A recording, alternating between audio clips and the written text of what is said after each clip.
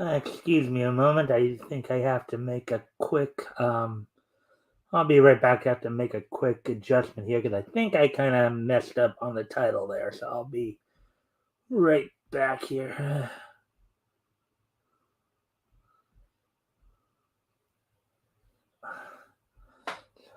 Find my cursor, of course.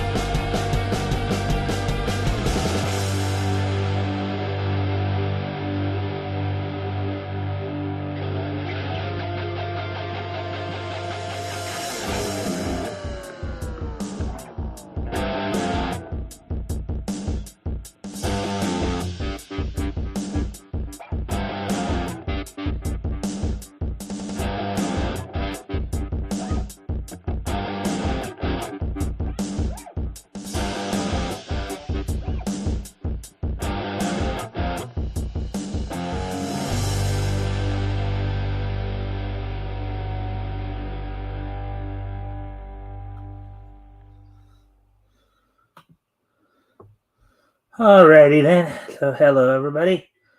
We're back now. Hopefully everybody's having a good time. We're just waiting a few minutes, give people a chance to come in. We have 3 people in here now, so that's cool. 4. Wow. All right. Well, we're 4 people in here now. The monkey reading. Hey, monkey. All right. Well, with this many people in here, 3 to 4 people, I guess I can get started a little bit quicker then. Thanks for popping in there, monkey. Or the monkey. Anyways, so here's what's on tap for tonight. I do have 4 stories for you. We're gonna actually be leading off with the Vic Mignogna story from, all the stories from Bounding into Comics. So we're gonna be talking about Vic Mignogna, and the fact that he did. He lost a legal battle. He lost a procedural case, not necessarily a real case. We'll get into all that. Also, some concerns are being raised from from manga creator Yoshihiro Togashi's his health, as he's the guy who basically was the one who created Hunter x Hunter and like Yu Yu Hakusho, the comics anyways. You think Ezra Miller will be invited to Comic-Con after his movie career is over? My guess is probably not, but I don't really talk a lot about mainstream Hollywood, Monkey. I focus more on niche, on like cartoons, comics, manga and anime and pro wrestling. So, I don't really, I would imagine probably not, from everything, at least what I've been hearing. He's been, they've been really really on him on stuff. So, anyways, getting back to what I was talking about in terms of what we're going to be covering tonight. Of course, already mentioned the Vic Mignogna story. Concern over Yoshihiro Togashi's health regarding his latest update. On a more of a brighter side, we're gonna take a look from Frank Martin on his at least what he believes are the 10 best Peter Parker variants, and also multiple CBR writers attack Eric July's ISOM #1 campaign. So we're going to get into all that. And of course, we'll have a bit of a, wrestling. We'll have some wrestling roundup later, from WWE, AEW, and NWA news. So, and of course, at the very end, we'll have our This Day in Niche History. So without any further ado, let's go ahead and get started then.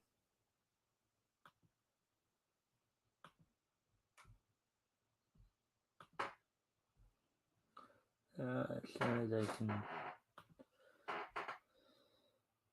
Right now, I see that you just made another comment there, Monkey. I'll see what. Okay, so as far as comments, I have a question. Did you ever read the Miss Marvel comics? And as far as Spider, I guess you mean man. What do you think of the Spider Queen?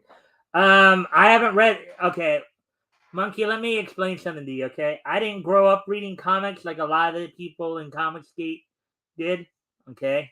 I'll be quite honest. I grew up more watching the cartoons. I started, doing more or less the research of the comics within the last few years here, last like 10, 15 years, okay? I'm not like sitting there regularly reading comics, but I am like on Friday nights going back because I want to learn more about, obviously all the different universes. So, no, I haven't read any of Miss Marvel stuff. I haven't, read anything on Spider Queen. I haven't got to that point yet. So I probably will at some point, but okay. Do you watch Sur Tall 1980? No, I haven't, Jason. I haven't seen that one. And if you guys can like and share the stream so we can see if we can get some more friendly people in here, that'd be that's okay, Monkey. I mean, hey, I will as long as you're respectful, as long as you want to learn, I don't mind questions, okay? If you want to learn, you want to enjoy the content, I have no problem answering questions. Okay, the issues I tend to have are with people who just come in here who just seem to, they just seem to have no life, and the only life they seem to have is tormenting others, and that's just the thing I won't put up with. But if you're here to like learn, you're here to have fun, and you're here to, be a positive contributor to the community, you're welcome. That's all I ask. Anyways, let's get to the article here. And I will repeat, if you can like and share the stream so we can see if we can get some more friendly people in here, that'd be appreciated, of course. Anyways.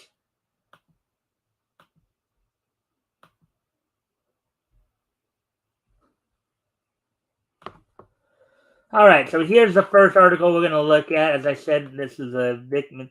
Now, this article was posted on Friday, of course, but with me already doing my historical comic retrospect, I don't, I was gonna. This is gonna definitely be the first story we're going to talk about today. So, Vic Mignogna loses defamation lawsuit appeal. Texas court affirms initial sanctions and orders further restitution for Monica Rial and Ron Toy's attorney's fees. Article by Spencer Bacouli, published this past Friday. So, here we go. After a long and embittered legal battle, which sent shockwaves through the entirety of the Western anime industry, noted anime dub voice actor Vic Mignogna has officially lost his defamation lawsuit against his former Funimation co-workers, with a Texas court denying his appeal and upholding the initial rulings and sanctions leveled against him at the conclusion of the initial court case. Now, in that, though, what you have to understand is everything was hinging upon whether or not Kai could get the appeals court to consider the second amended petition. He couldn't, and the article here will explain why in a moment. Here we'll get to that. But basically, first off, even Nick pointed out that appeals cases are very difficult to, or I'm sorry, defamation cases are very hard to win in the first place. Now, clearly, anybody who watched Nick's streams, his coverage on it, everybody has seen the evidence. Okay,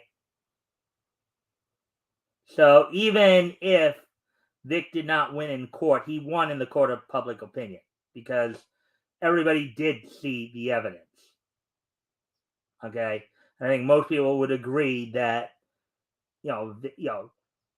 granted, not in a court of law, but I think most people, including his fans, would see that he did get defamed. So, but anyways, moving on here.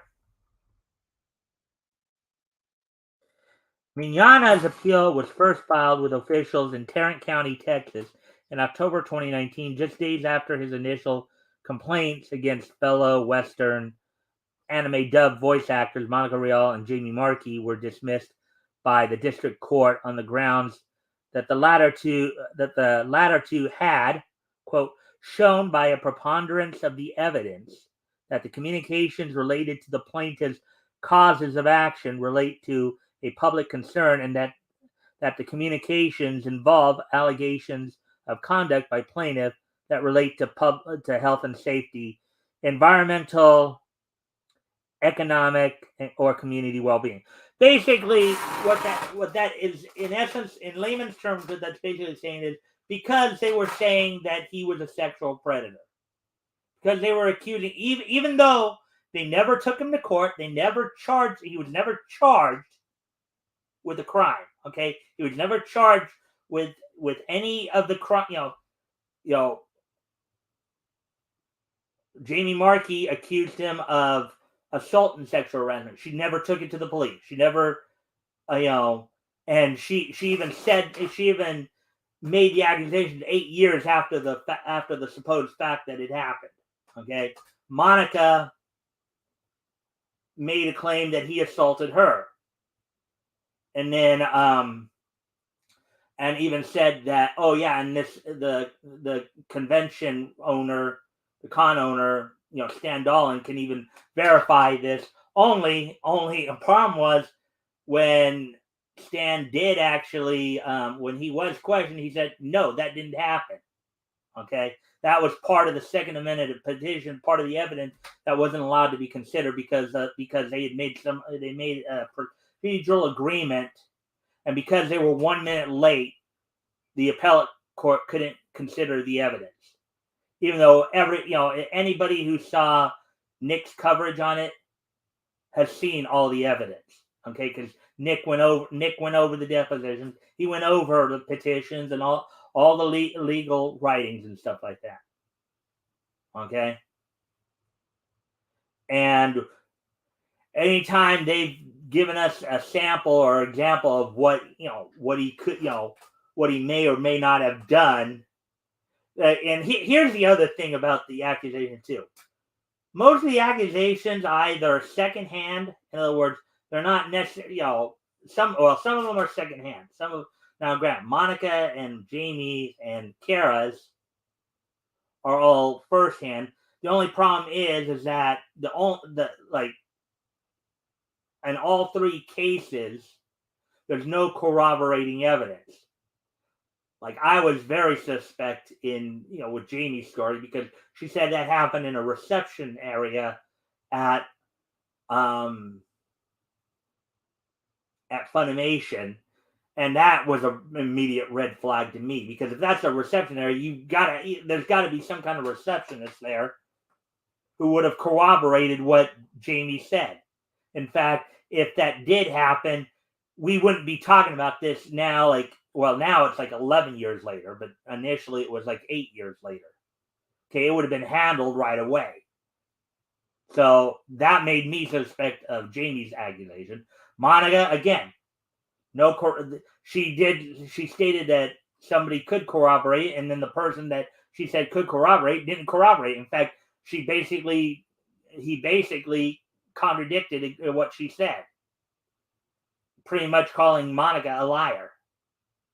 And in Kara's case, that supposed incident again happened with no corroboration. Nobody else was there. That's the trouble with a lot of he said, she said stuff.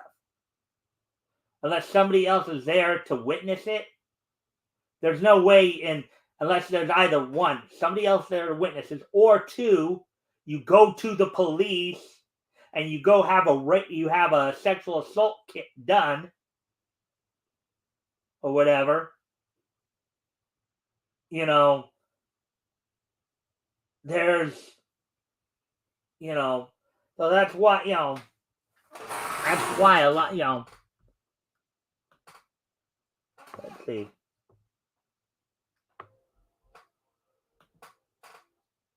Voice actor, what characters or shows did? Oh yeah, okay, yeah. Vic Mignogna was a voice actor. He used to work for Funimation. He's also done work with like ADD in the past. Some of his more famous characters included he was Broly throughout much of the Funimation dub of the Dragon Ball franchise. He was Edward Elric in Full Metal Alchemist, Tamaki Suo in Ouran High School Host Club. He was Ikaku in Bleach. In fact, with the new Bleach series coming out, that's going to be interesting to see if I don't think Bang Zoom will be hiring him, but hiring him back, but for that. But he was also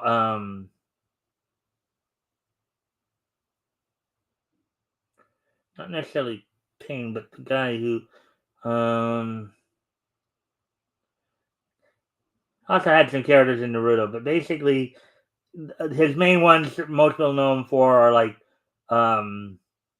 like I said, Edward Elric in Full Metal Alchemist, Broly from the Dragon Ball movie franchise from the Funimation dubs, Tamaki Suo from Ouran High School Host Club. He's been in a lot of stuff, both out here in LA and in Texas. So, yeah. So, anyways, hopefully you're still here.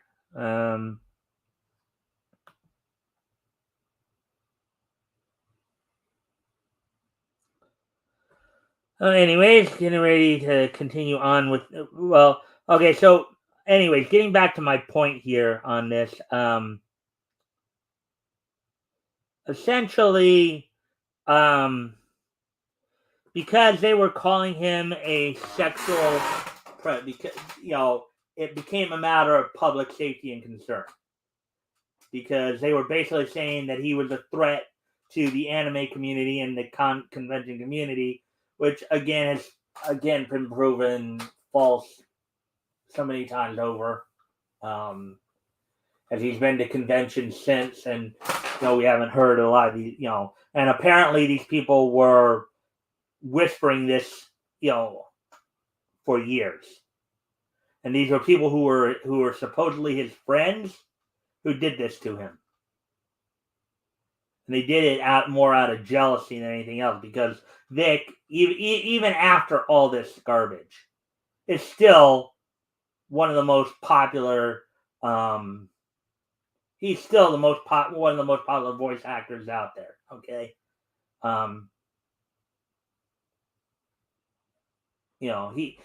he goes to convention. I saw a video earlier today from Anime Matsuri. As some of you may know, he also is starting up a dub studio with Anime Matsuri, and he was talking about how they were working together, and he was bringing some of the people from Funimation who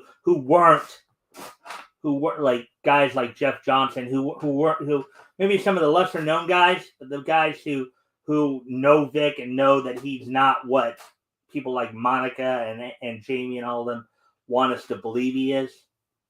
Okay. All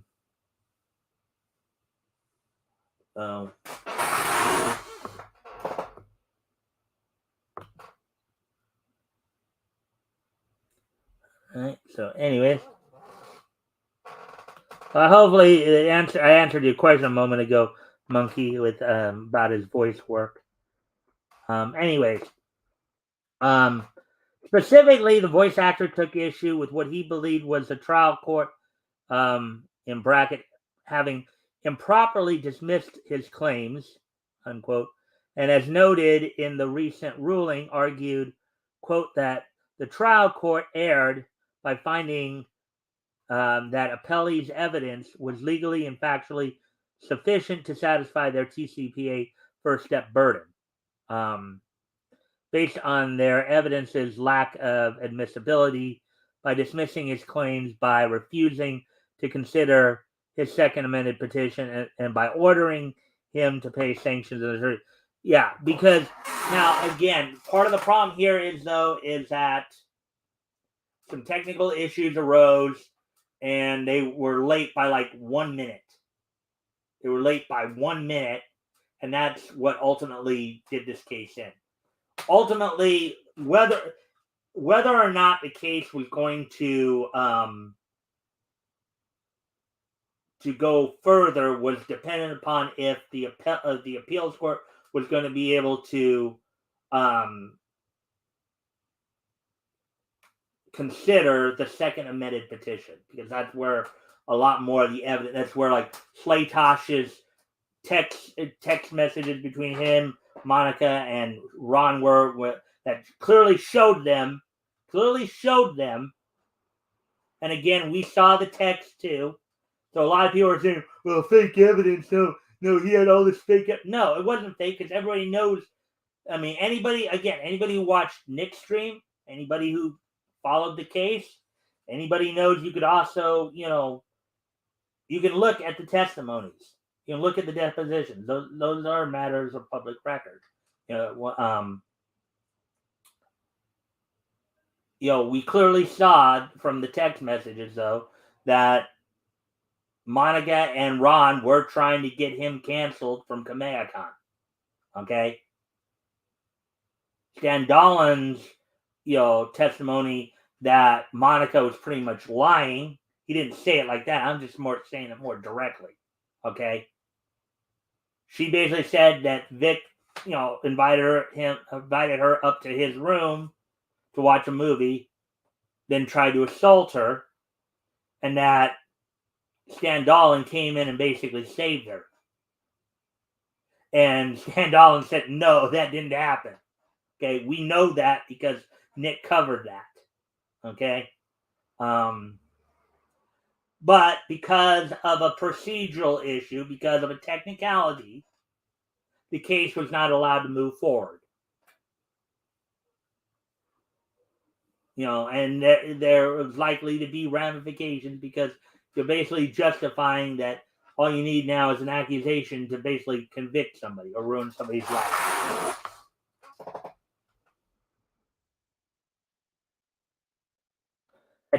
Passed in 2011, the Texas Citizens Participation Act, TCP, and this case is happening in Texas, just so you know, offers protections for the constitutional rights of persons to petition, speak freely, associate freely, and otherwise participate in government to the maximum extent permitted by law, and at the same time protect the rights of a person to file meritorious lawsuits for demonstrative injury.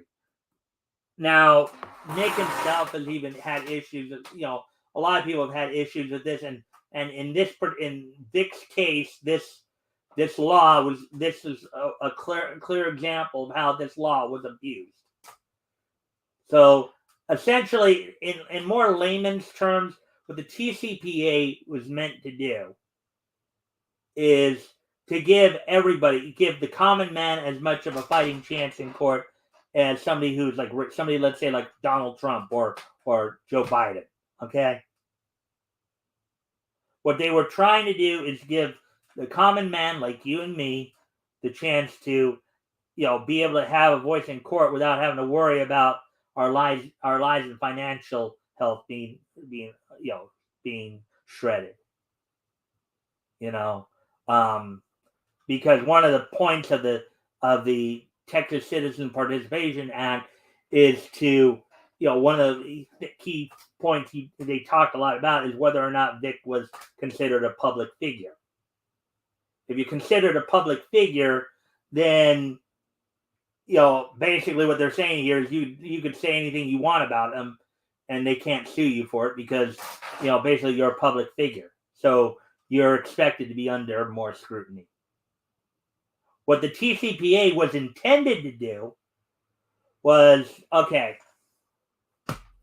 give an example. Let's say that Whoopi Goldberg, okay, went out and said something about Joe Smith of Idaho, said something derogatory that ended up damaging his. Okay. Let's take it one step further. Okay, let's do this. Let's say that Whoopi Goldberg said something derogatory about, let's say, a cake shop in Idaho, right? Said something, just a mom and pop cake shop, said something derogatory that ended up damaging their reputation. Okay, and then they tried to sue her. Now, without a TCP or what they call an anti-SLAPP lawsuit, which SLAPP stands for Strategic Lawsuit. I don't know what the rest of it is, but basically the idea is if you're a rich person and somebody tries to sue you, you can basically force them out of the suit by basically, because you have more money, you can pay your lawyers to just basically force them to burn through their funds to where they can't follow through on the suit. That's what it was basically meant to do. It was take that power advantage that people who are wealthy, who are rich, away from them. Make it to where, a mom and pop store, a mom and pop diner, a mom and pop cake shop has equal footing with somebody who is rich, like somebody like a Whoopi Goldberg or a John Voight or a Donald Trump or a Joe Biden or or one of the Koch brothers or one of the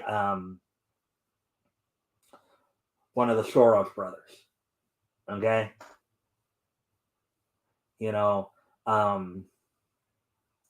TCPA was meant to put the power back in the people's hands to where they were on equal footing with somebody who's rich. Somebody who has a lot of money. Now, granted, there are times when, there are people who will legitimately try to extort money from rich people. and they'll use defamation lawsuits and the like to do it. That wasn't the case, obviously, with Vic. Basically, what Jamie and Monica's legal representation and Funimation and Ron's, what their legal representation was able to unfortunately successfully argue was that Vic was just so famous within the voice acting community that he is held to a higher standard, he's held to a higher scrutiny. So therefore, they could basically say whatever they want as long as it was, of a genuine public concern. Them making accusations against him as a sexual predator, basically they were saying that he was a threat to that community, and therefore they had every right to say it. True or not. Okay? It's kind of a reverse of what happened with the whole, yelling fire. It actually went the other way in this case. But if some of you remember, where they kind of did tone down the free speech a bit by, in a situation where you can't yell fire in a crowded theater, because that becomes basically it's kind of the reverse of that happened here.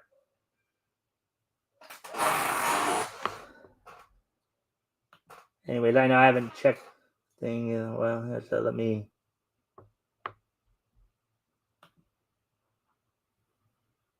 Yes, I just felt I was interrupting your topic. I am learning to be quiet and just listen. And you're again, if you have a question, okay, Monkey, if you have a question about anything as I'm reading, you're more than welcome to ask it. Okay, I do encourage conversation. Granted, I do want to get through the articles, but I also want to have good conversations. If you have a question about something, or maybe you have a point that you want to add to the conversation, you're more than welcome to do that. I do encourage conversations here, pertaining to the topic, obviously. Now, granted, I know that asking me about his voice roles, that might be slightly off topic, but we're still talking about Vic there. So, anyways.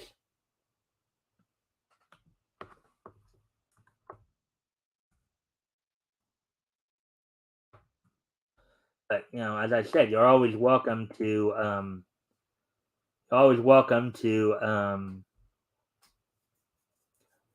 ask, as long as it's at least somewhat tangentially connected to what we're talking about. Anyways, I gotta step away from the computer for a moment. I'll be right back. I'll leave some music on for you guys to be entertained while I'm away. Just gotta check in real quick.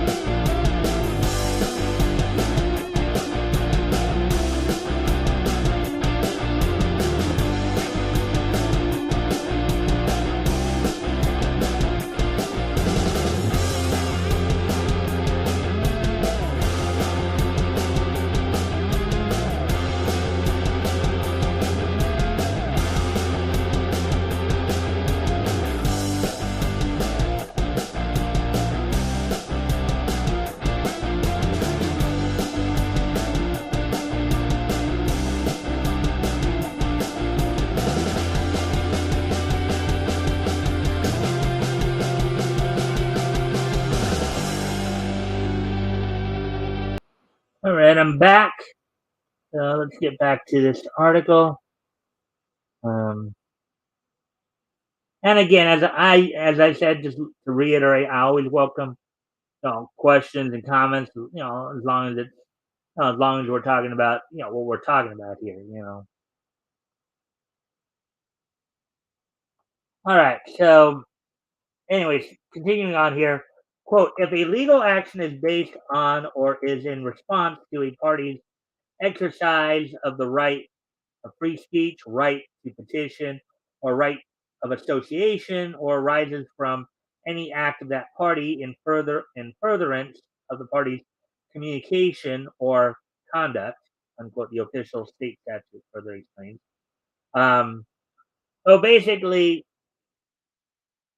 if in layman's terms, basically, if the idea is if they deem that the lawsuit is meant to basically shut you up or to silence you, then the defendants have met. If they can prove that you were brought this lawsuit in order to silence them, then they've won. And unfortunately, that's exactly what happened here.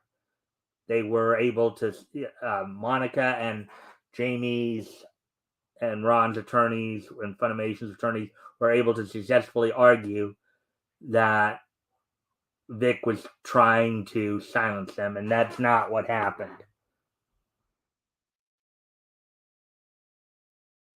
Real, Markey, Toye, and Funimation later successfully argued that according to the TCPA, their public accusations of sexual misconduct against Mignogna fell under the banner of speech protected by the Act because it related to a matter of public concern.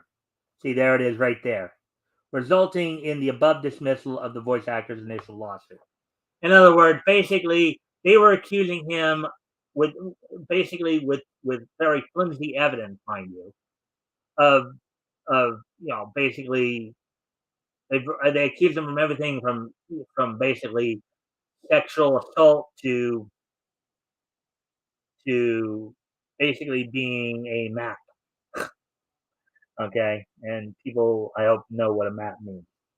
You know, the P word. All right, they accused him everything of that, and because that was a matter of public concern, they were basically trying to warn everybody, hey, this guy's a dangerous person. He shouldn't be at conventions. They were able to unfortunately successfully argue because again, without being allowed to consider the second amended petition, which contradicts all of that, that's where Vic basically that's a big point. I mean, there were a couple other things too. I mean, I know everybody's upset at Ty. Ty did screw up, and he admitted to screwing up, and he took responsibility for it. He's not going to charge Vic for it. He's going to return the money to Vic. Vic's going to probably end up having to use that money to pay off the legal fees. Okay, I'll get into a little bit more of that, after we get to the article here. But basically, they were able to successfully to basically argue that because he was a public figure and they were accusing him of sexual misconduct, he then was suing them to basically silence them, to silence victims. So, of course, unfortunately, though, he wasn't convicted in a court of law. He was not convicted of a crime. This was one. It was a civil case, and two, this didn't even really go to. It wasn't even really a case. It was he basically he lost a legal battle on procedural grounds. What it basically came down to. He wasn't allowed to present the evidence that he had, again, due to technical issues. But anybody who watched the coverage, Nick's coverage and many other YouTubers' coverage on it, we all saw the depositions, we all saw the affidavits, everybody saw the evidence. Unfortunately, Ty had to withdraw him initially because of technical issues. Now, granted, Ty waiting to the last minute wasn't a good look and makes him look like a fool. And a lot of people are upset at that. But in Ty's defense is what now, granted, I think like a lot of people, I agree that he should have made it more of a priority. Now, maybe he did, maybe he felt he was. But you also have to consider that Ty's firm is pretty big, and he handles a lot of different aspects of law. I know people are going to think that, oh, Ty's an idiot or Ty is stupid. I don't think Ty is stupid. He's just busy because he's handling a whole bunch of cases all at once. And maybe he didn't give Vic's case maybe the time that it needed to succeed. And then there were technical issues that basically caused this whole thing to crash and burn. Though developments in the case had been relatively mum in the years since, on April 18th, in other words, that just simply saying that we've been waiting for the last almost 3 years for a decision. That's basically all I'm saying. We're waiting to hear back. And again, and I'll say this again, I said it at the beginning, everything was hinging on whether or not the appeals court was going to consider the second amended petition, which they did not, for it to even have a chance of going any further. The Court of Appeals for the Second Appellate District of Texas at Fort Worth finally issued a ruling regarding Mignana's appeal. However, it was likely not the one the voice actor had been hoping for, as Second District Court of Appeals Judge Justice Mike Wallach ultimately found that the defendants had, quote, met their initial TCPA burden, in part because Mignana failed to preserve his complaints about their evidence, which the trial court considered along with Mignana's allegations in his first amended petition. So again, this goes back to the fact that he basically had to withdraw the second amended petition because of technical issues, and he was not allowed to resubmit it because it ended up being late. He lost. Basically, what it comes down to is that Vic lost his case. Didn't lose a case. He lost a legal battle, a procedural battle on procedural grounds.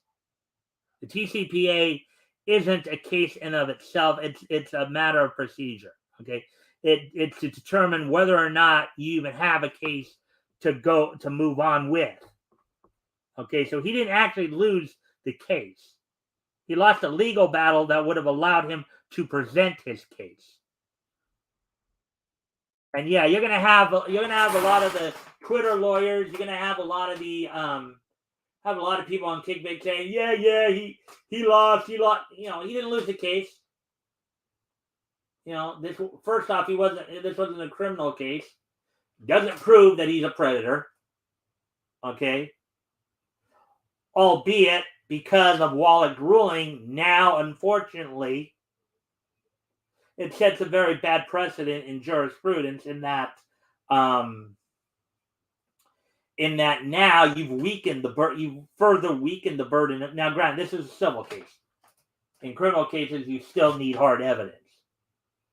But you make it easier for somebody to say, well, I mean, for this situation, you allowed, them just the accusations to basically burn a guy. So Vic didn't lose the case. He lost the chance to present his case. There is a difference there, people. He wasn't able. They effectively silenced him.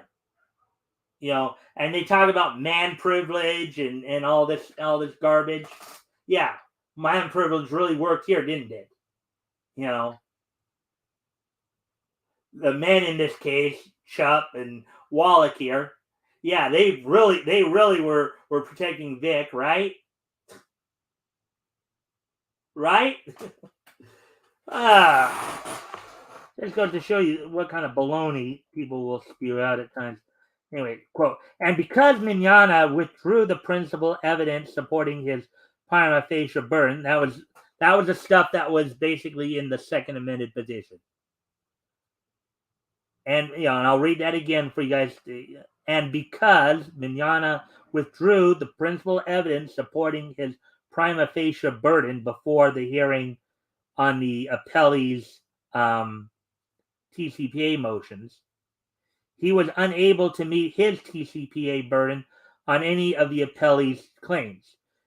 In other words, because he had to withdraw it because of technical issues and was not allowed to resubmit it. In essence, in the eyes of the law, it's like he didn't present any evidence, even though those of us who did watch Nick's stream and been watching this case and been watching other people go over the court documents, the affidavits, the depositions, we all know that Vic had the evidence to win this case. Ty did screw up. Okay. Ty unfortunately screwed up and was made to look like a fool. Okay. That is a fact. And I know a lot of people are angry about it, and I can understand their anger is justified. Maybe Ty should have put more priority on this case and winning it. You know, but it's very easy to play armchair quarterback after the fact because we all thought he was doing what was best for Vic at the time. Now, people say, well, a lot of this came down to a technical issue when they were trying to send it at the last minute. Now, that's again one of those big things. One of the big things that even I would have to agree was a big problem. Why are you waiting to the last minute to do this? Why are you waiting till you should always give yourself enough time to make sure you do something to account for any technical issues that arise. You know, I know that there was a lot of evidence presented, and I know that there was a lot, but still, give yourself more. Like maybe you should have probably filed it like a day sooner. And if technical issues did come up, you know, then you could have fixed them and still, fixed them and then got them submitted. Maybe 2 weeks, maybe a week before. But again, hindsight's 2020. You know, but even in there, as somebody else commented on the story down here as well, based, I think what Justice Wallace even pointed out here is that Vic, he even agreed that Vic had the evidence, but again, due to a technicality, Vic was not able to present that evidence. And this is a clear case of where the TCPA was abused. This is a clear case where the TCPA was abused. Okay, on Monica's side, on Monica and Jamie and Ron and Funimation side. Now Ty should have done better to present the evidence in a more timely manner. But again, we can be critical after the fact. We can play armchair quarterback after the fact. But when you're in the midst of the battle, it's not so easy to be as critical. And in Ty's defense as well, he's got other cases he's working on too. And I know many people wish he'd put more focus and time into Vic's case and made sure he won it. But now, granted, Vic made some mistakes too. Okay.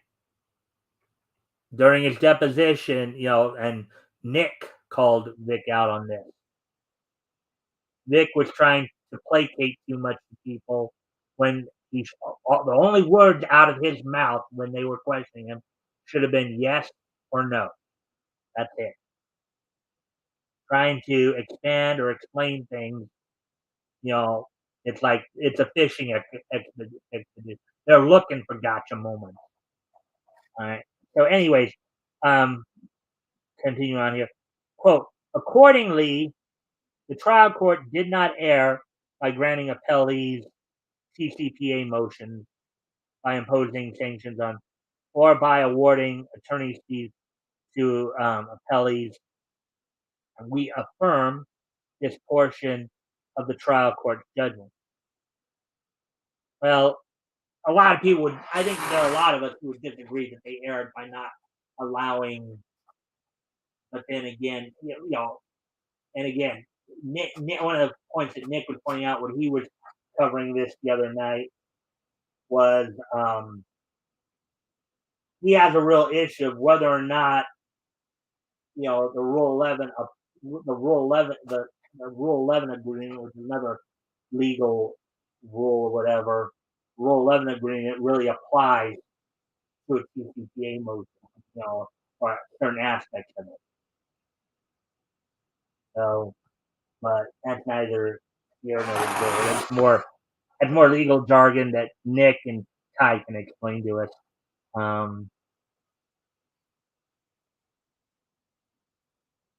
Let's see. All right. So continuing on here. And before I do, let's see if we have any. No, nothing there.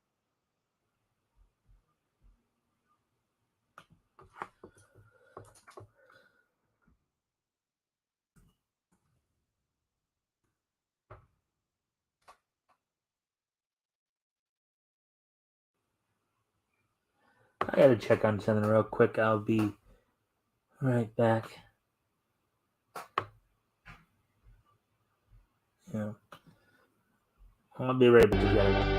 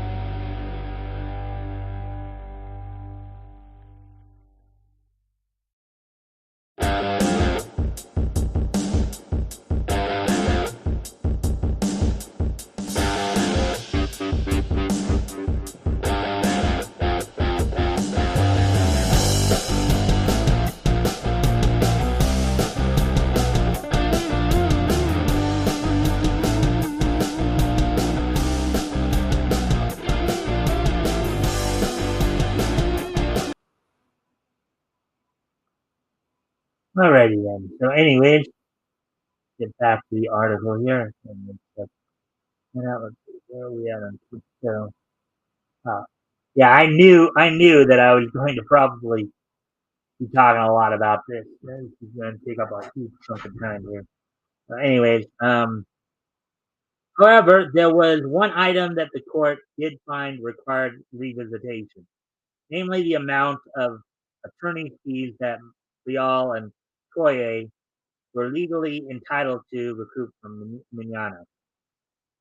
Initially only ordered to pay them a flat fee of $100,000 following a review of a cross appeal filed by the couple. The court found, quote, that the trial court's order on attorney's fees is against the great weight and preponderance of the evidence. We reverse this portion in the trial court's judgment and remand the case to the trial court on that issue. So basically, what they're saying is they probably feel like Monica and Ron didn't actually get enough of the money that they felt that they were owed, which is baloney. But yeah. Quote, the record shows that in his original petition, Mignana sought, quote, over $1 million, and that in his first amended petition, he changed the amount to over, wait, 1 million, over one, but not exceeding 5 million, wrote Justice Wallace. Quote, and as set out above in our TCPA analysis, Mignana brought substantially heavier allegations against Rial and Toye, who were deposed as compared to Markey and Funimation, who were not deposed. Quote, although each party faced the $5 million lawsuit, Mignana's case against Rial and Toye was more complicated and therefore required more work to defend against it. Unquote.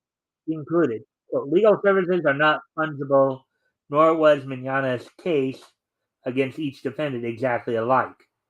And the trial court should have properly calculated each base lodestar with that in mind. So basically, he felt that maybe because Monica and Ron's lawyers had to do more work than Jamie's and that they were entitled to more. Following the court's ruling, both Markey and Rial took to Twitter to celebrate the verdict. She tweeted, hashtag still winning. They won the legal battle, yeah.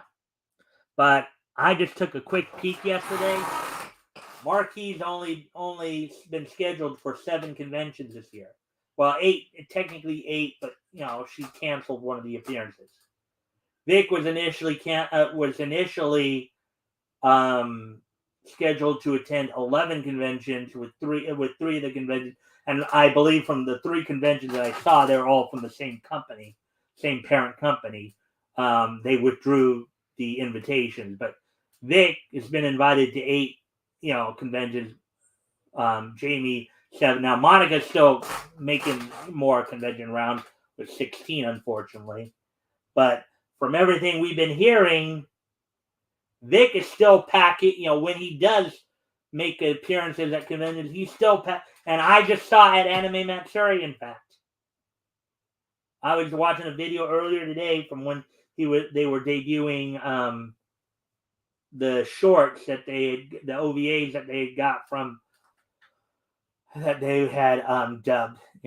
Their dubbing suit that Vic and Anime Matsuri is doing. That room was filled with some standing, standing room only. That room was pretty filled. So,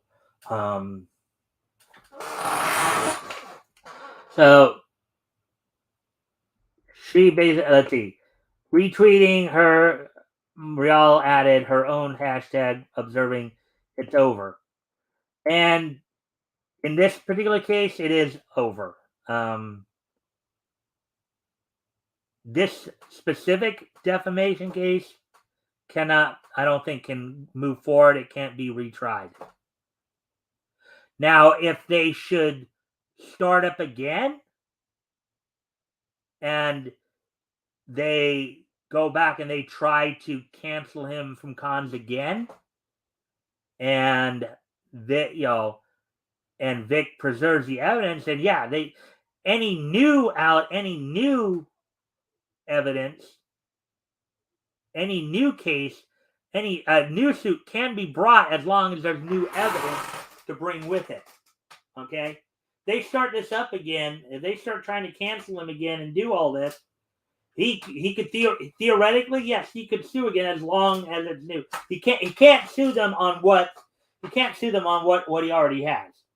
That's all dead. But if they continue to do this, he could sue for any new damages that happen. You just gotta preserve the And as I said, I don't think Ty is stupid. I just think he was busy, and I think if Vic, now, Grant, I don't. It's over in large, it's over in large part because I don't think Vic would pursue another. I don't think he's going to pursue another lawsuit. Okay, he doesn't need to. Even in losing, he won. Okay, because they were doing this not out of public concern.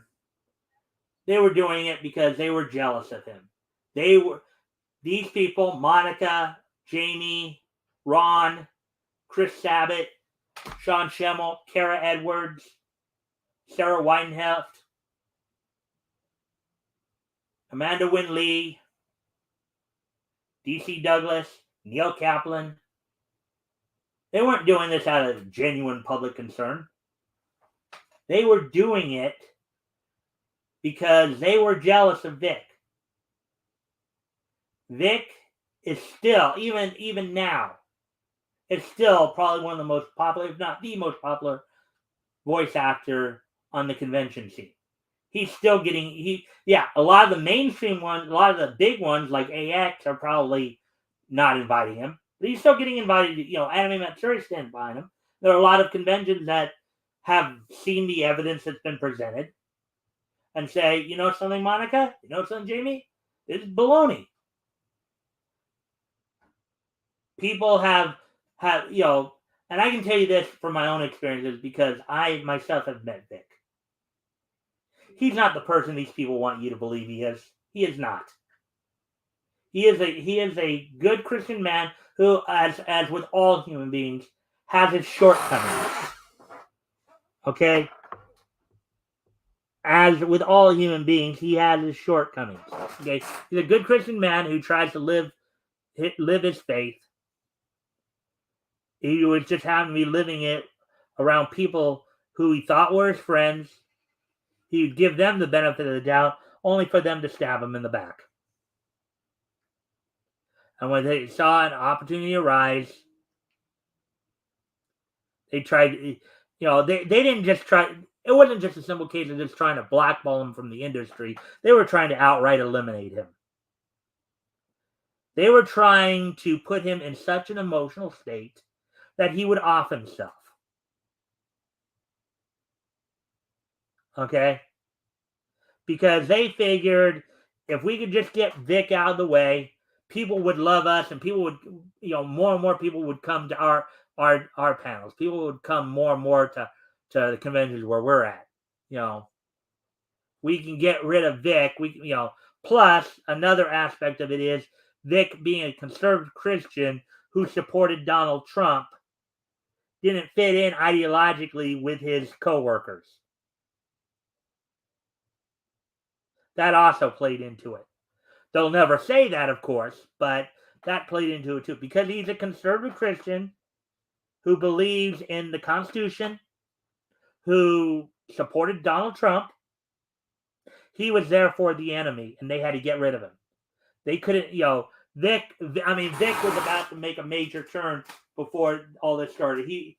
Funimation was looking to bring him in as a voice director and producer. That all, of course, got squashed. But in the end, it still didn't stop him. As much as they were trying to eliminate this man from the industry, he's not eliminated. Conventions are still inviting him, and when he goes to those conventions, he's packing the rooms. He is packing the rooms. He is making money hand over fist for these conventions. While these people are probably, they may be making money, but not on the same level Vic is. Their lines are actually, from some of the reports I've heard from people, some of the lines are dwindling. I mean, look, yeah, Monica still has, I guess, been scheduled for 16 cons in 2022 thus far. Going through October. Vic only has Vic initially had 11, but then down to 8 only through the end of August here. But Vic, I think, will still get invited to cons in the fall and winter. And and maybe Monica and Jamie may not be doing as much. You'll probably start hearing more again from like people like Mars Girl and Emmett Plant, who will sit there and if they hear that Vic is going to be at a convention, they'll do their damnedest to try to bully and pressure the convention to disinvite him. To the conventions out there who are considering inviting Vic, invite him. He will make you money. Do not listen to these people. These people are pathetic, miserable pieces of garbage. If they try to tell you that, oh, he's going to be a danger to your convention, he's a sexual predator, don't believe it. He's never been convicted, okay? Unlike Illa Guardiola. Now, granted, Illa Guardiola wasn't convicted. The only reason he wasn't convicted, though, is because he married the girl. Illa Guardiola is another voice actor who, at one time, dated Monica Rial, okay? Now, just in case you don't know, Ella Guardiola, back in 2014, was arrested for having sex with a 16-year-old girl. And now in Texas, the age of consent is 17, but with certain exceptions, of course. And even she was 17 when they did it, but she wasn't. She was 16.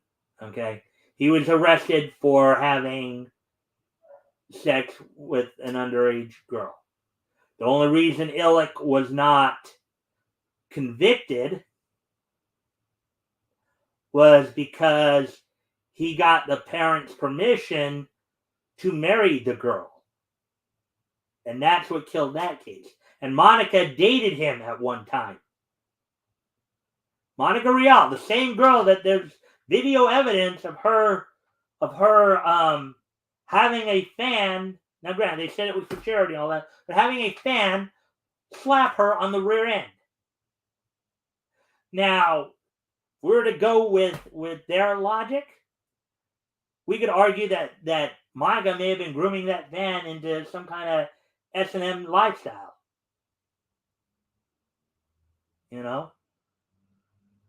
We could make the argument that Monica is we could just, and Monica is a public figure, by the way. We could use the same standard on her that people were using on Vic there. Well, she's a public figure, so we can say that she is, she's a threat to public safety too, because she's an S&M, she's an S&M groomer. We could. She really couldn't do anything about it because you tried to just say, oh, she's a public figure. She's somebody who, I mean, this is, now granted, it would be, first off, you don't want to lower ourselves to their level. It's stupid, Second off, the evidence is just as flimsy as some of the stuff they were trying to pull with Vic. Okay? And in all fairness, there is one thing that I know a few others. There is one video that came out where Vic, okay, maybe it wasn't the best look. There is one thing that did come out on video that was not the best look for Vic, and that happened back in 2013. That involved that little girl who was dressed in the Wonder Woman costume, where he said at the end of the video, "Well, what are you doing after the show?" Yeah, that wasn't the wisest move, and I'm sure that if you were to ask Vic in hindsight, if he thinks that maybe he shouldn't have said it, he probably would agree that maybe he shouldn't have said it, especially in the environment we're in now, right? Especially in the environment we're in now, where Me Too, while their initial intent may have been noble in trying to get women to speak up on legitimate sexual assault and abuse, it's basically become a weapon. It's become the women have become a bunch of Potiphar's wife. If you know your Bible. Uh, anyways,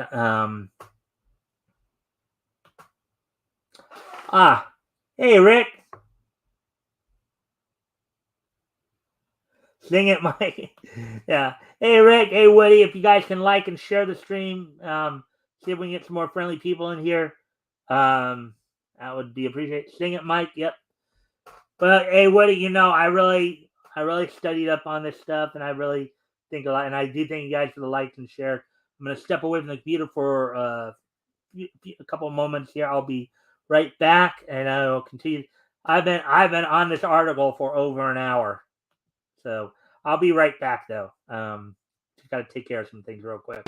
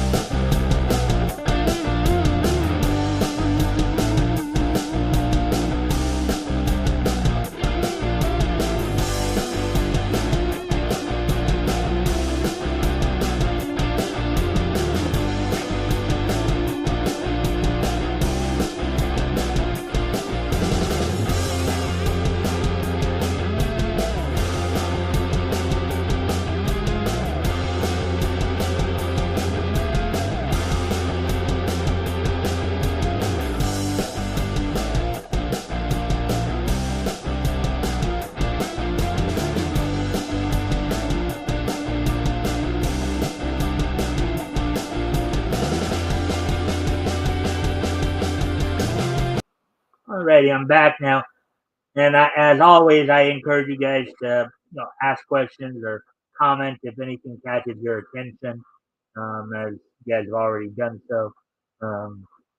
So, anyways, let's continue with this article. Once I'm finished with this article, I'm going to give one more quick little summary. just my final thoughts on the matter, and then I probably won't be saying anything more about it unless more news on the case itself comes out. Like there is, Ty did mention he might file for reconsideration. If that happens, we'll cover that. But anything that's more newsworthy, I'm not going to get in. Not going to, and I'll explain. I'll go into that a little bit in a few minutes here. Not going to get into the Twitter fight or the, you know, or anything like that. So, because that's just stupid. But anyways, getting back to this, continuing with the article here. Weighing in on the verdict in the hours immediately after it was handed down, lawyer Nick Rekieta opined, quote, let's be clear about something. They absolutely defamed Dick Mignogna.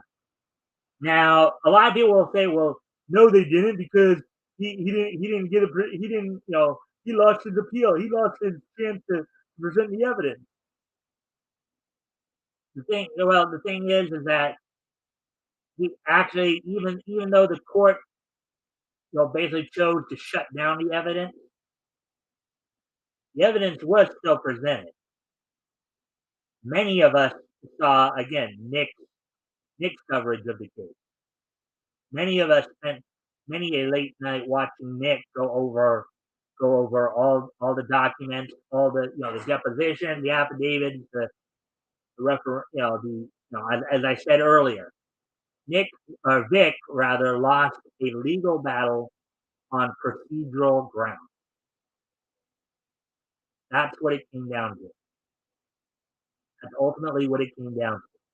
I made some mistakes, you know, but ultimately it came down to, it was all hinging on whether or not the appellate court was going to, even despite the fact that Dick had withdrawn it, was still going to be allowed to look at the Second Amendment petition, and they did not.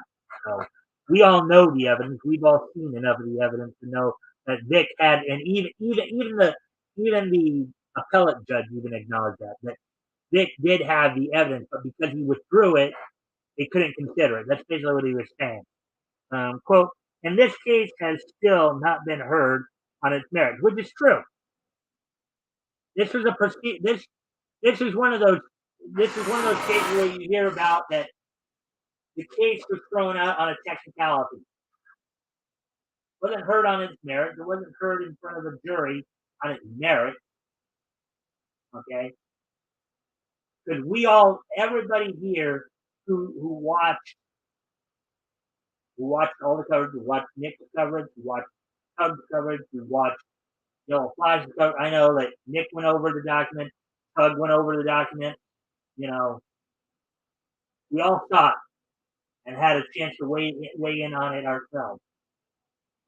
And I think, at least for those of us here, for the most part, would agree that on the evidence, Dick would have won this case. He lost it on a technicality. He lost it on procedural grounds. Sucks. Disappointing. He still lost. You know,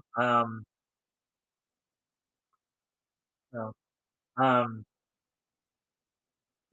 he had it, and now, of course, it never will be.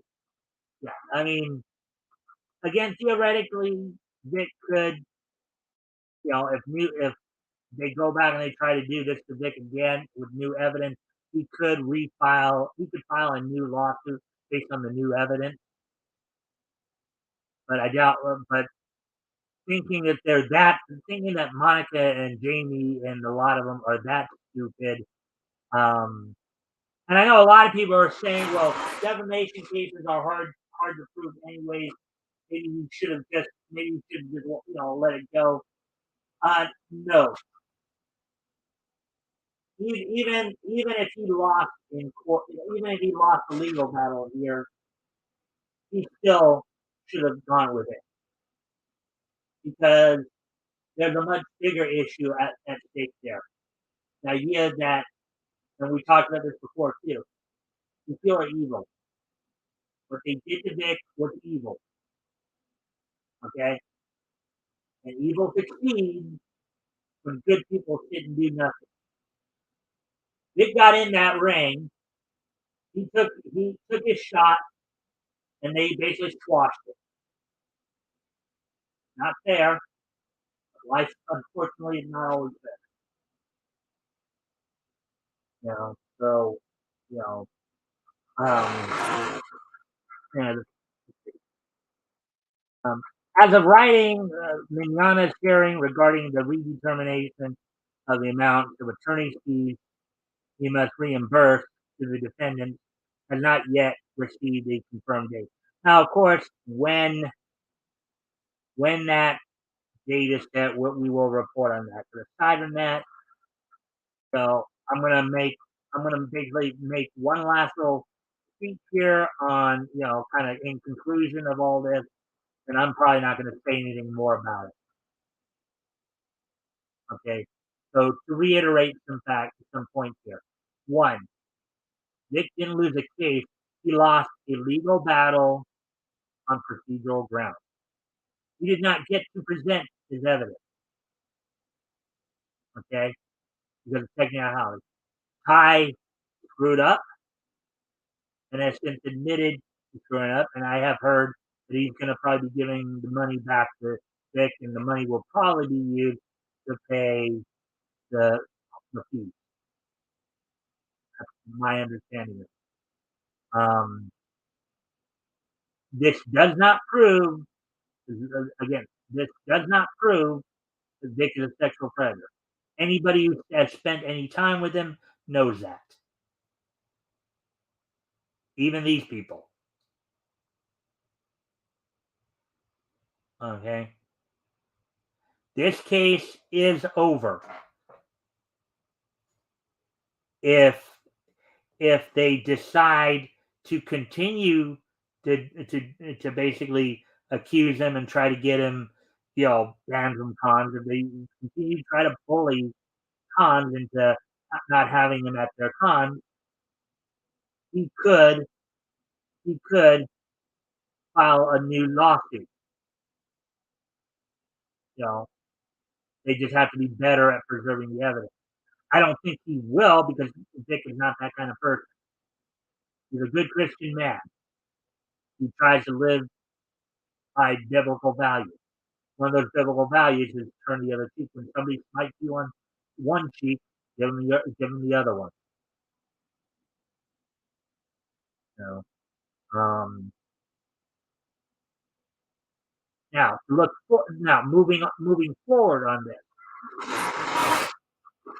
how can we continue to work victims?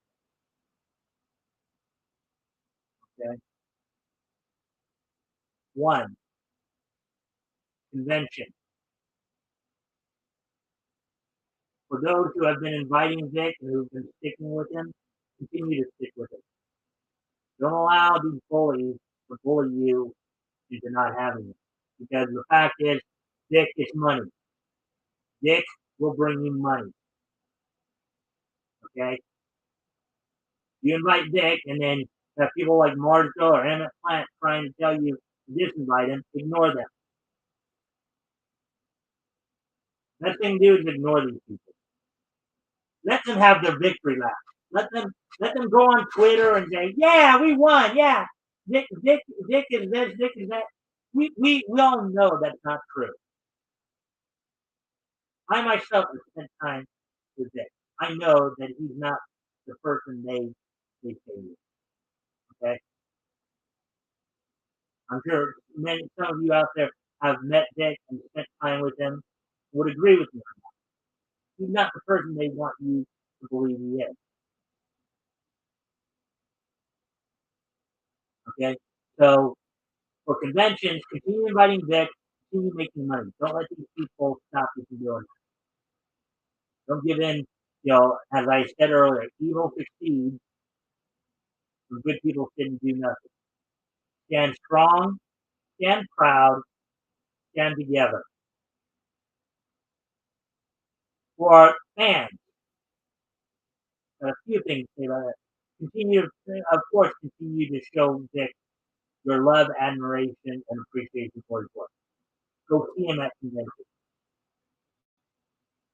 say hi to him, you know, engage him, if, as much as you wish to. You engage him to whatever comfort level you feel comfortable with. Don't let anybody tell you otherwise. You know, continue to support the convention that Vic is invited to by going to those conventions and being a part of that community.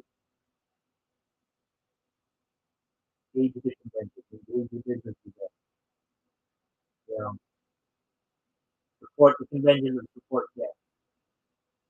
For as Vic has a strong faith in God, his fans have a strong faith in him. Continue to show that faith. Don't let the Twitty stop you. You know, as for the Twitty, ignore them. Don't give them the power by giving them the attention. Let them say what they will. They've already proven that they're a bunch of liars. They've already proven they have nothing. You know, if they had anything, why did it take Marky 8 years before even making the argument? Why didn't you go to the police? Monica, why didn't you go to the police? Sarah, why didn't you go to the police? We know these people are liars. Give them no heed. Ignore them. Go to the convention to support Nick. Go and support Nick. Go continue to show him your love, admiration, and appreciation towards our people. Not let these people stop you. That's the key message out of it. And for Vic, dude, you're the man. You are a strong man of God. You have a strong faith in God. And that's what carried you through this. As I said earlier, evil can only succeed when good people can succeed. You did something. Even if it was an uphill battle, even if you were going to lose, you knew that God was going to be with you through all that. And look what's happening in all that. Your fans stuck by you and continue to support you through all that. I think he even, because of the exposure of this, he probably even gained more fans. You know, you started up your own jumping. Now, granted, that was just within the last month there, and I think you guys will do great. You know, if you stay away from doing like some of the garbage that like Funimation did and Crunchyroll, like I think if you guys localize it as the animes were originally intended, and one of the things, I'll say this. I watched something earlier. I watched a video from, I guess, the panel they did with Anime Stories with the premieres of the licensing. And one of the things that it talked about was treating each other, in that world, treating each other like family. Keep that heart there a bit, and you treat your coworkers at Anime Net Story, AM Studios, treat them as family. You will all rise above all this. You'll rise higher and farther than anybody. I'm sure that if your faith, God will lead you on the right path. Contrary to what the evil people over here do. All right? You have to continue being strong.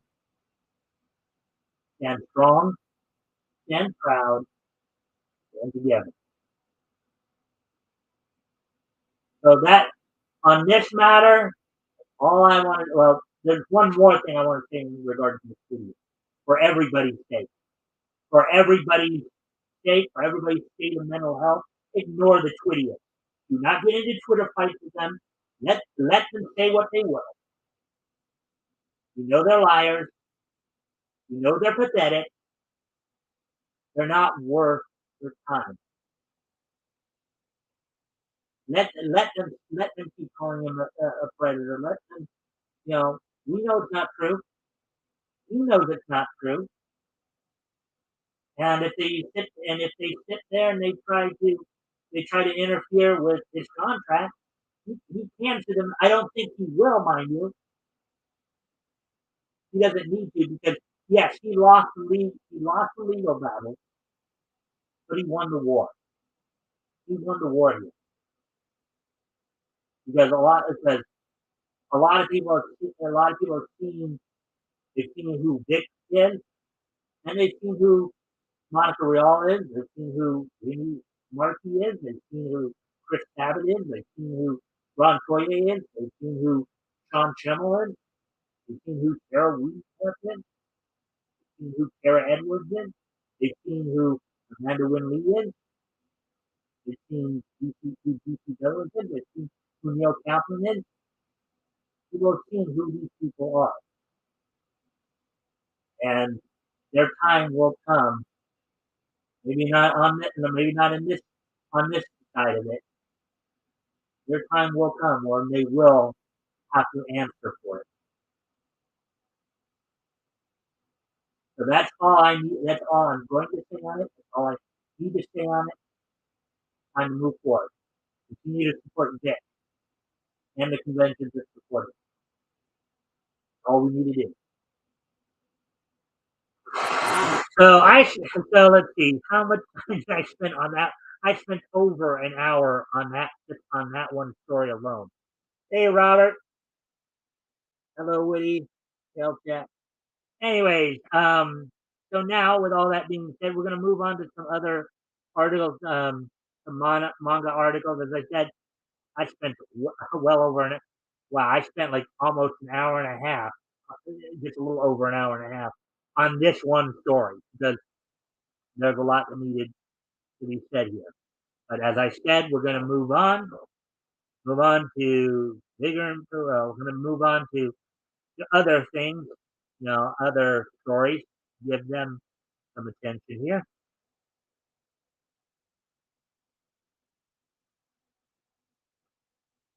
And as, um, and of course, as the thing will respond for me.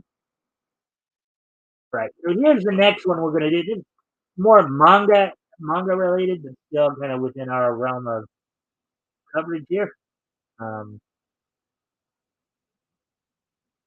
and I hope everybody will continue to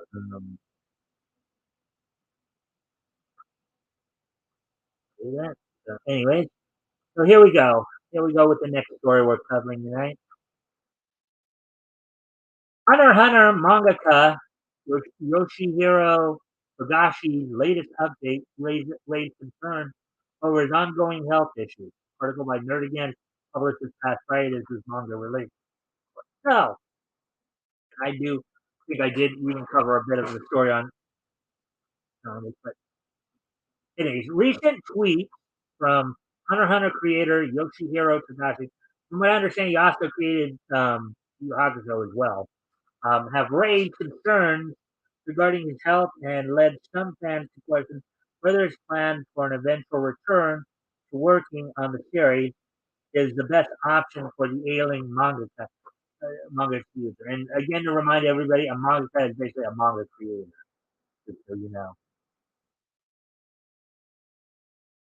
Ever since creating his Twitter account back in May, Togashi has been posting daily updates regarding his progress on new chapters of Hunter x Hunter, oftentimes with photos of his in-progress pages. Unsurprisingly, many fans follow his tweets with bated breath, each one eagerly hoping that the next post will bring news of an official date for the series' return to Shonen Jump. And I've seen the anime on this. It's pretty good story overall. Unfortunately, Togashi's recent tweets have raised concerns about many among many. Not only may Hunter x Hunter never return from its semi-permanent state of limbo, but also that the mangaka's health is taking a turn for worse. Fans began to become concerned on August 11th, which was uh, will be a couple weeks ago this Thursday. 2 weeks ago this coming Thursday, when Togashi, along with his daily manga update, alarmingly revealed, translated via detail in parentheses here, that his latest quote symptoms did not improve, and thus led him to spend quote a lot of time on treatment and recovery. So he wasn't. So he apparently he got so sick that he wasn't able to work on the manga. He had to focus on on his on treatment and recovery. Unlike his usual updates, this one did not include a photo recounting his progress, and since then, none of his posts have included such an image. So, yeah, so that's kind of a bad sign. The primary source of Togashi's symptoms, as well as the main reason for his hiatus, is the manga's severe lower back problems, which have gotten so progressively. Well, I think they forgot the word worse. I guess it's supposed to say so progressively worse over time, but I guess that was a bit of a typo. Left out a word that he would note in his author comment, Shonen Jump, issue 29, 2016, chapter 358. Well, I could draw in the prone position in my 20s, um, but now I can't because of the stiffness of my body. Now, mind you, as of course, as some of us know, you get older, the body tends to wear down. You're not always able to do as much as you did when you were younger. But that's just a natural part of life, and unfortunately, something like that's what's happening to us. He's just kind of getting older. You know, Togashi then raised even more concerns amongst fans following day when he informed his followers, quote, I've managed to draw one panel. I'm having trouble in putting strength into my right hand. Whoa. And if he is right-handed, that could be a problem. That could be a neurological issue right there. Something going on with his central nervous system. That doesn't sound too good.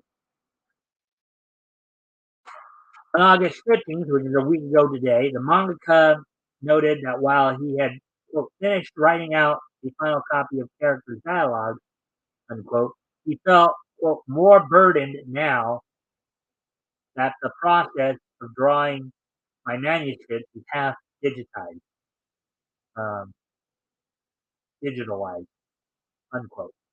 Around the time Togashi stopped including images and his recent bout of pain began to set in, the mangaka switched to the digital portion of his drawing process. After sitting in front of a computer screen, I guess, and punching in a few keys. It could be wrong, but look, I have no choice but to stand up when coloring my current drawings because um, I have to stand up when drawing a line of of the panels. I can't keep my posture even for 10 minutes. So I have no choice but to roam around, no choice. Sounds like you have issues with the sciatica.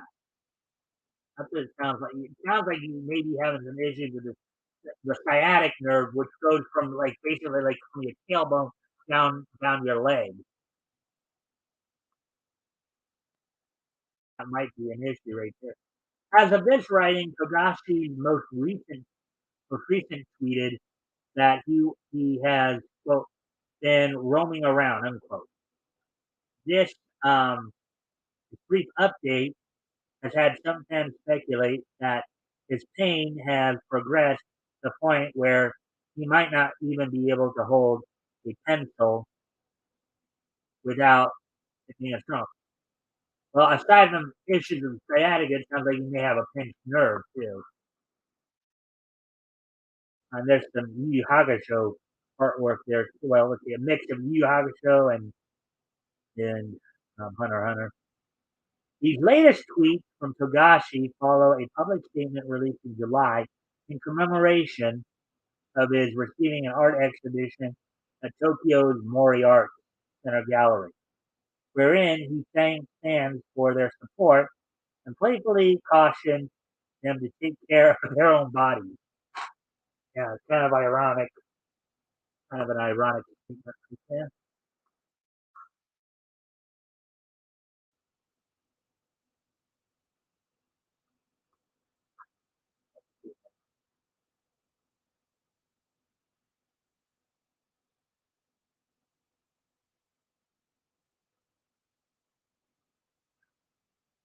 So, I am pleased to announce the Yoshihiro Togashi exhibit Puzzle, unquote, Togashi announced. So allow me to express my sincere gratitude to you all. This was only possible thanks to the warm feelings and support of the readers that was stiff of me. I think so too. Oh boy.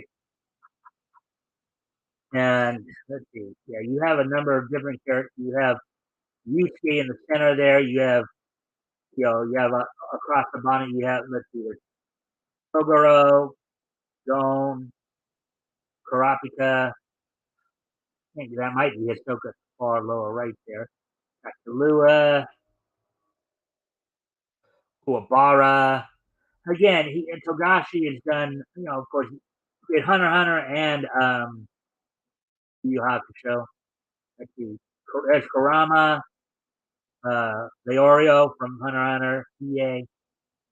Yeah, it might be Sakyo in the background. Not sure who that woman is right there.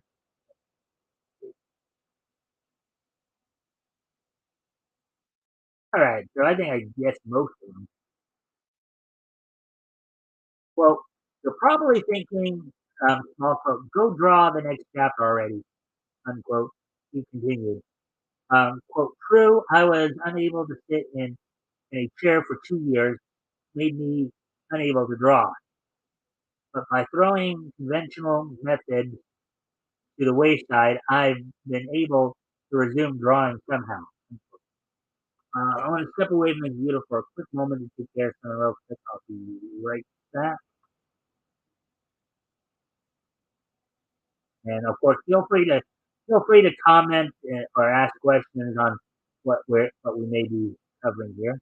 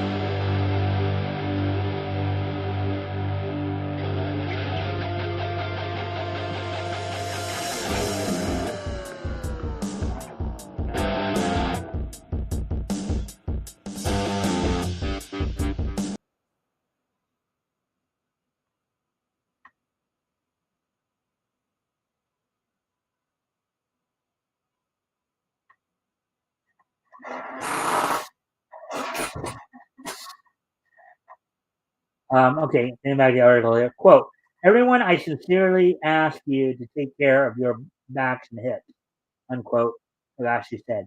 Quote, just 2 weeks before writing this message, I couldn't get into position to wipe my butt. Okay, that's probably a little more information than we need, but I could see the point of him needing to say that, and had to take a shower every time I pooped. Oh boy. Yeah, that's probably not something that people really want or need to hear. Oh boy, it takes 3 to 5 times longer for me to do everyday movement. Your hips are important. End quote.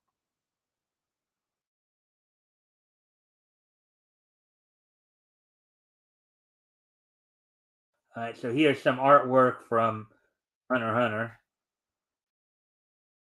In conclusion to his statement, Togashi suggested, quote, so if you're at the exhibit and you happen to drop something, I recommend assuming a sumo crouching posture to pick it up. So basically, what he's talking about is so if any of you have ever seen a sumo match, they basically give themselves a very wide stance. Where you see them pick up their leg. I mean, for those of you who used to watch WWF, like particularly back in the '90s, if you remember Yokozuna, and he'd like pick up the one leg and stomp it to one side, and he'd pick up the other leg, stomp it to the other. That kind of wide berth right there is what he's talking about.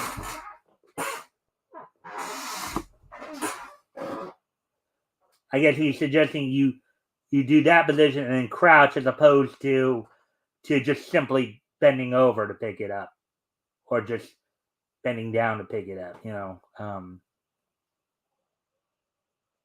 Alongside the statement, Togashi drew not only a tiny guide to performing a sumo crouching posture, but also a self-portrait which provided a tragic insight into how his ability to draw has been drastically affected by his back pain.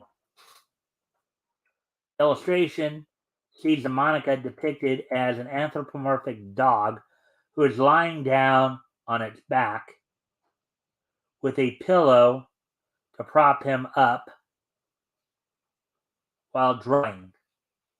Togashi noted in his caption the portrait that, quote, currently I can only draw in this position. So that's basically what he's talking about right there. That's at that point. That's the only way he could sit there and draw right there. That's not necessarily. I would say that's probably not necessarily the easiest position to draw in. I don't know. Maybe our artist here can tell us something. Regarding his current workload, Togashi told fans on July 25th that he was, at least at the time, planning on producing an additional 10 chapters on top of his previously promised 10 for a total of 20 new chapters.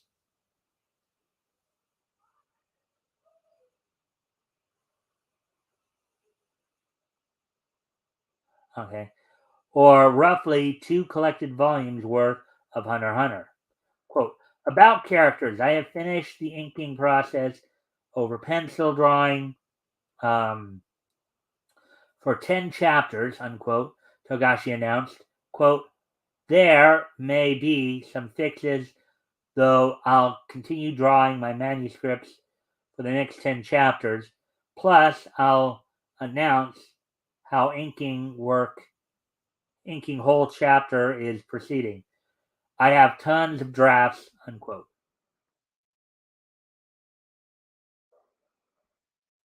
And there we go with that one. So yeah, that's kind of a concerning thing. It's kind of a sad thing. Yeah, the dude his his back and hips are probably weak. Again, he's probably getting older. It's just a typical part of life there. happens. All right, here's the next article we're going to look at, of course. The 10 best Peter Parker variants. Something a little bit more on the brighter side here. Hey, Rick. He's saying hi to Robert Roberts. I'll be back shortly. Just going to do a quick little over to Facebook.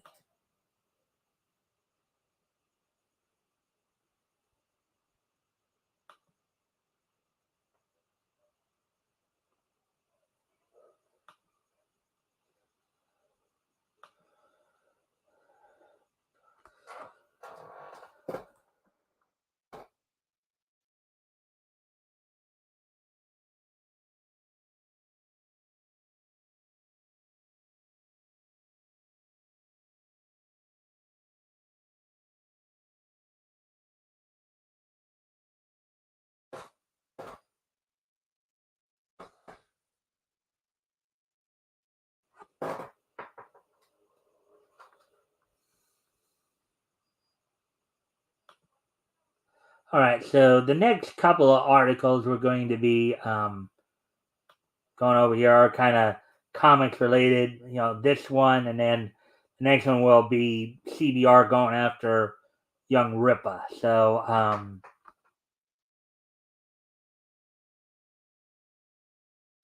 of course, with that being said, let's get into this one. This article's a little bit more happy to say. Oh wow, we're already at the 2 hour mark, so I'm definitely going over 2 hours tonight. I'm only really halfway through, but I think this one will probably go a little quicker. 10 Best Peter Parker Variants by Frank Martin, published earlier today. Perhaps more than any other character in comics, Spider-Man has the widest ranging multiverse. There are so many different versions of the character that they have entire events where they come together and fight a foe. A la Secret Wars, a la Clone Wars, a la Special Wars, or whatever. However, not all of them are the original Spider-Man Peter Parker. Some are offspring, while others are different characters entirely. Still, some really are variations of the original, and they deserve to be recognized. Number 10, 1602. The 1602 universe was a medieval fantasy reimaging of the Marvel pantheon of characters. In the original series, Peter Parkour was a spy for Nick Fury, recruited to do so because Fury knew his parents. It wasn't until Peter received his own spin-off and traveled to the New World that he actually gained his spider powers. Going by the moniker the Spider, he eventually returned to England to see Norman Osborn tried. Unfortunately, Peter later died in the Spider-Verse event, but his version of the Spider-Man mythos still remain quite entertaining. So basically, I guess the 1602 version of Peter Parkour was again medieval version of him. Ghost Spider. So I'm guessing this is a combination of Ghost Rider and Spider-Man. In one universe, Peter Parker actually became wildly successful and sought out other variants of himself, similar to a Reed Richards type character. Unfortunately, he didn't have the best intentions. This Peter Parker wanted to meet other versions of Spider-Man so that he could steal their powers. Eventually, this Peter Parker was punished by being forced to bond with Ghost Rider, turning him into Ghost Spider way before the Gwen Stacy version. Sounds somewhat familiar to the story of Etrigan from DC. And very similar. Assassin Spider-Man. Oh, the costume there looks like a cross between Spider-Man and Deadpool. Peter Parker is known for his integrity, but not all versions of him across multiverse are so nice. This Spider Man was an assassin that had no qualms about killing. He even outfitted his web shooters to fire bullets in addition to webs. Whoa, that's quite nasty. He played a relatively important role in the Spider Verse crossover where he teamed up with Doc Ock's Superior Spider Man, along with the grotesque Spiders Man. Um, Unfortunately, the event is also what led to his untimely demise. And I guess speaking of Spiders Man, oh yeah, I can see what they mean. That is kind of grotesque. That is kind of grotesque there. Uh,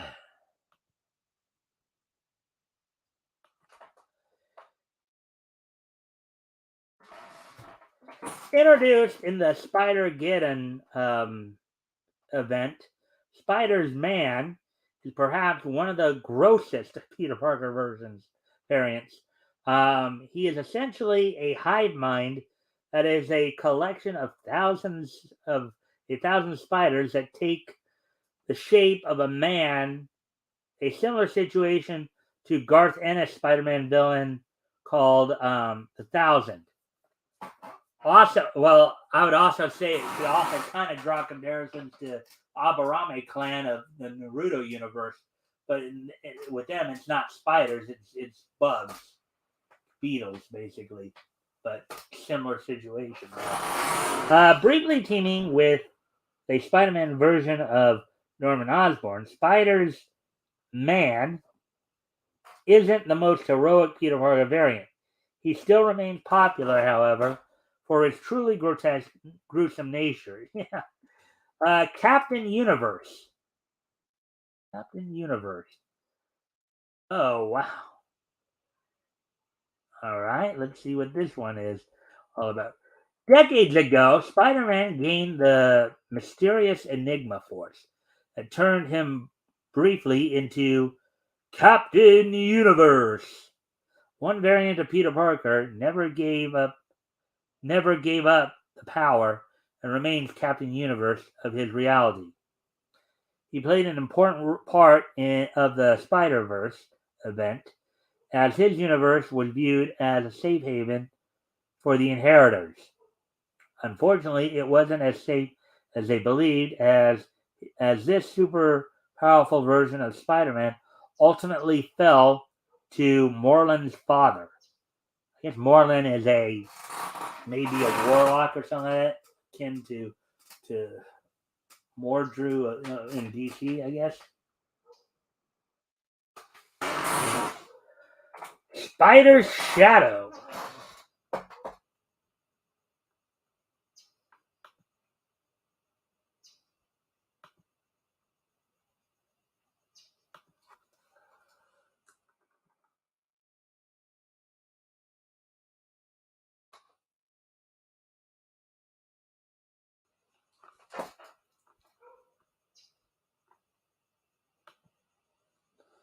Right in.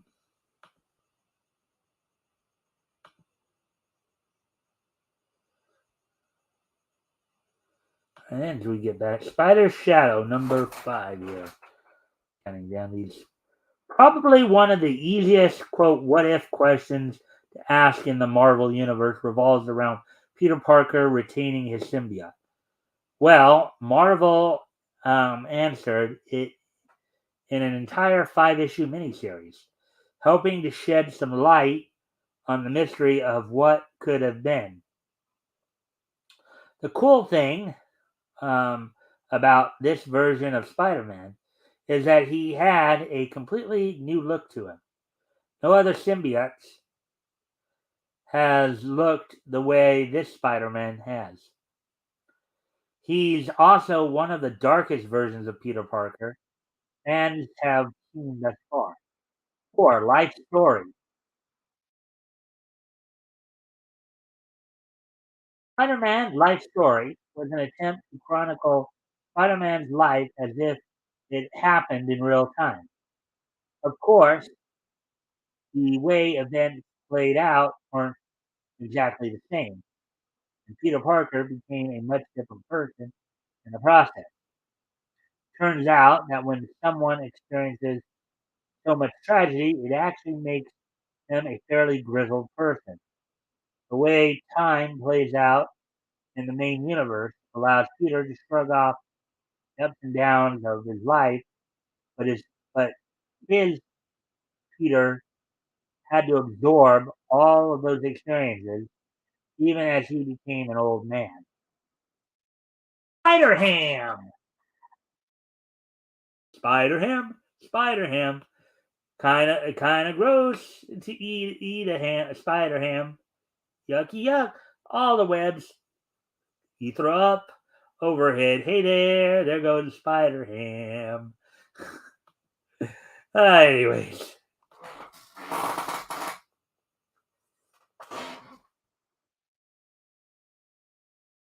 Peter Porker has been a fun part of Marvel Comics for years. But it wasn't until he was featured in Into the Spider-Verse that non-comic fans started to take notice. Now, granted, DC also had, kind of anthropomorphic cartoon versions of themselves that was known, I believe, as Earth C minus. You know, where you had like Superman, Aqua Duck, Batman, Wonder Pig, that kind of thing. Anyways,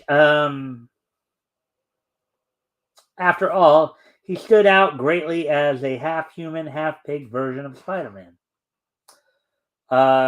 What's even greater about Spider-Ham is that he comes from an entire universe of anthropomorphic superheroes and villains. Like DC's Earth C minus. And Earth C for that matter. Earth C was the DC universe of like Captain Carrot and the Amazing Zoo Crew. Earth C minus was the universe of the Just a Lot of Animals, version of the Just. So, let's see.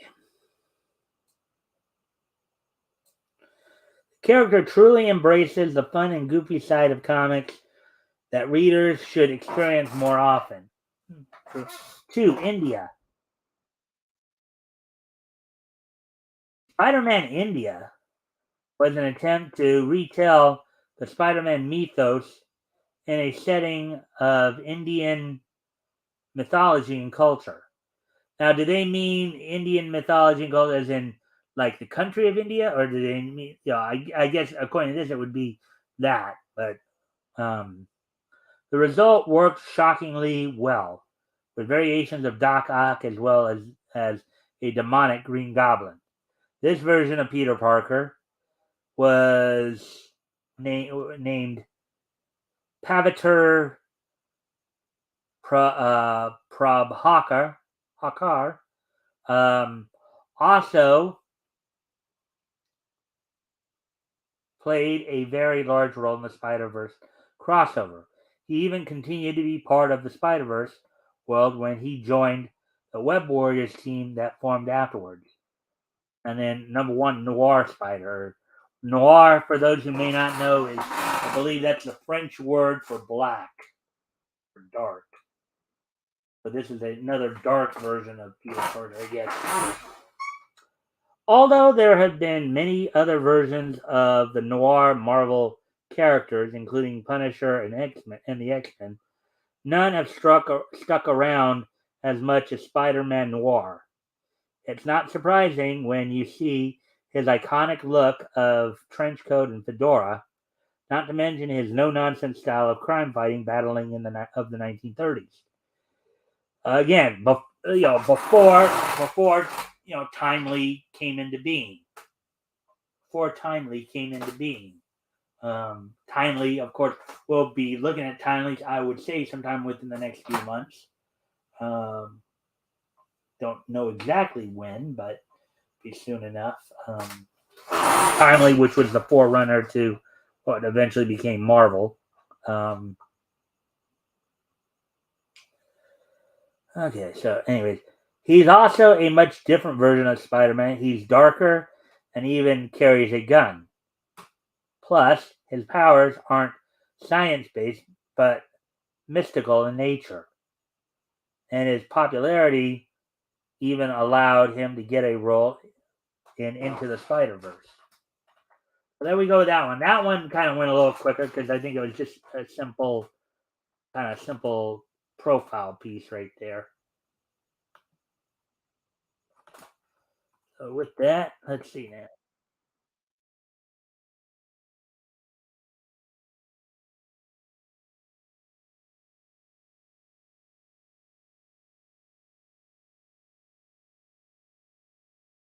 I did a little retweet here on name. I kind of went goofy here, yes.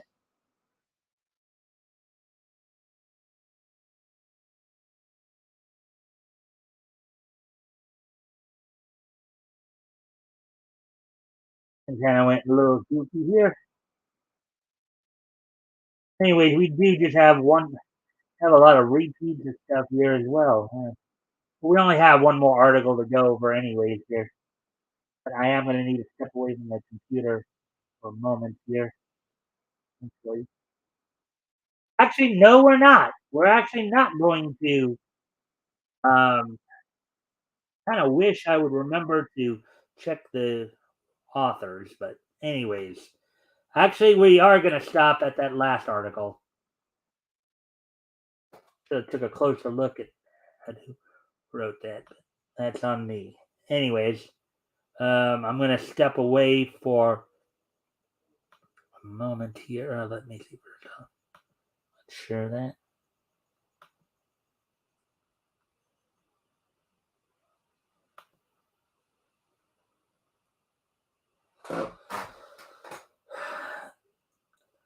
Not really going to go into it. There's a particular reason why I'm not. I know I said I would cover this last article, but there's a particular reason why I'm not.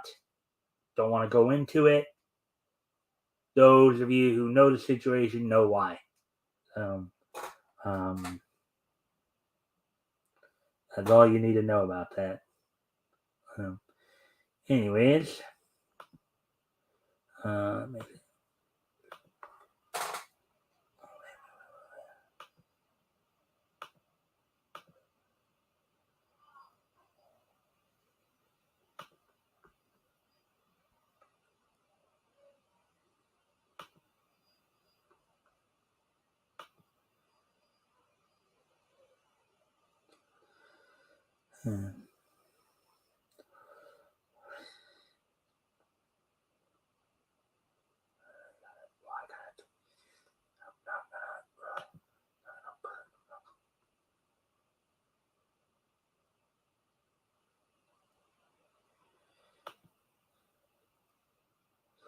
right. Well, anyways, I'm going to step away for a moment, and then when I get back, we'll start to wrap things up with the wrestling roundup and all that. I'll be right back.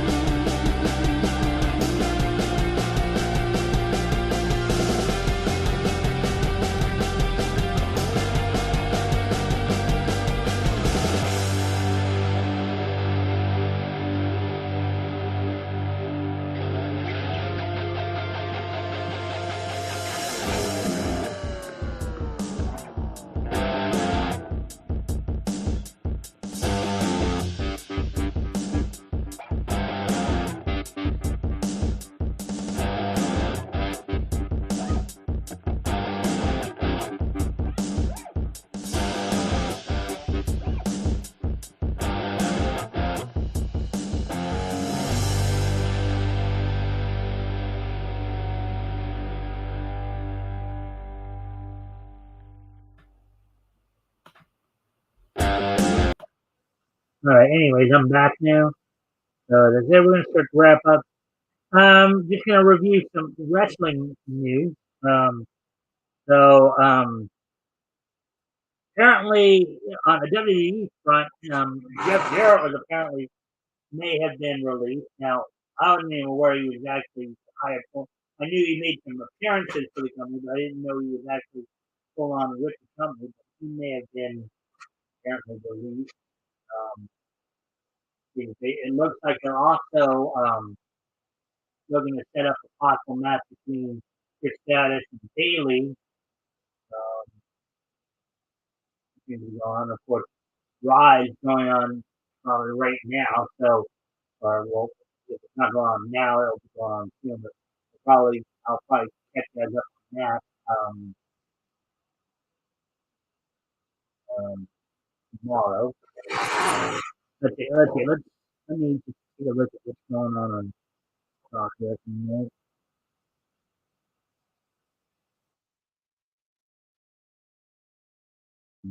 Again, I had so much of my mind, focused on the Vic story today that even though I did go over the WrestleMania report on some of the stuff going on. Um, it did not apparently just haven't been able to see a lot of it. But I was so focused on the Vic story. So anyway, but on tonight,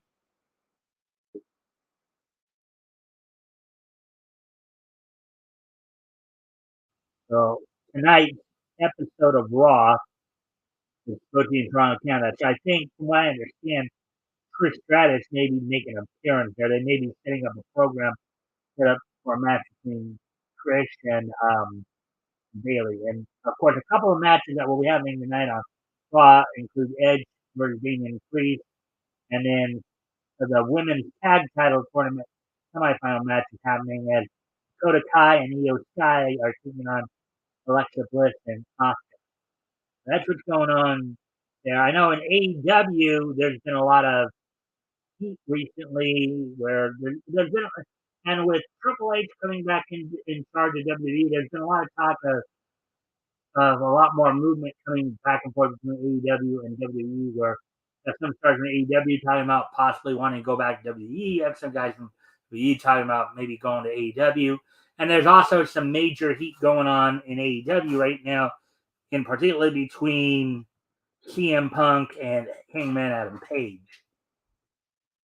There's some issues there, and it's spilling over to the other talent as well. So, but and then as we look ahead to this week's episode of Dynamite, which comes up on Wednesday. Yeah, I don't find that.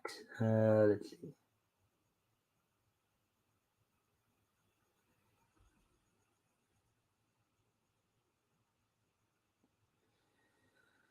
Let's see now. So yeah, Dynamite on the 24th here. So let's see let's see. Well, I do know that the world title interim world title unification match is set to be happening this Wednesday. Originally, I think they were going to plan to do it for All Out, but I think due in part to Punk's injuries as well as maybe some of the other issues coming up, it looks like they're going to have this match this Wednesday. It may be that they put the titles on Moxley.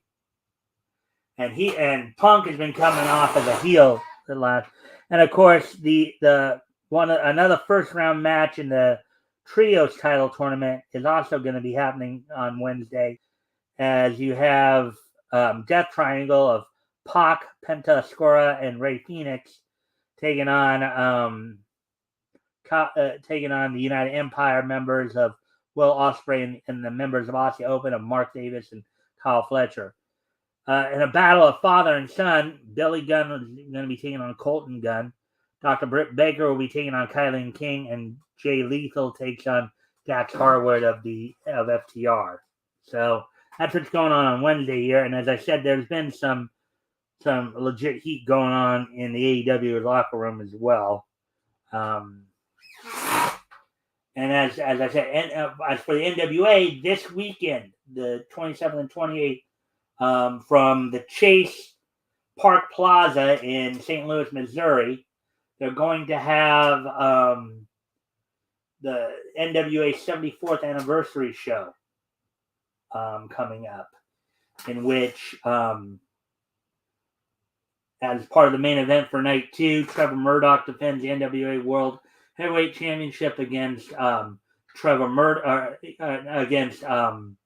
against Tyrus, who is currently the NWA World Television Champion. You also have, over the weekend, you have NWA World Tag Titles on the line with the Commonwealth Connection of Harry Smith and Doug Williams taking on the former champs La Rebellion, BCS 6, and Mecha Wolf 450. You have night 1, the women's title will be defended as the main event, with Camille defending against Tara Valkyrie, and then the winner of that match will be defending the title on night 2 against the winner of the Burke Invitational, which I think is some kind of tournament or gauntlet match that's held on night 1. You have the NWA World Women's Tag Champions, Pretty Empowered, defending those titles against former champions, the Hex, Allison Kay and Marty Bell. You have Homicide defending the NWA World Junior Heavyweight title over the weekend against Kerry Morton, the son of Ricky Morton. Jax Dane will be defending the National Heavyweight Championship against Scion. And some other matches. Other matches include Bully Ray taking on Mike Knox in a tables match.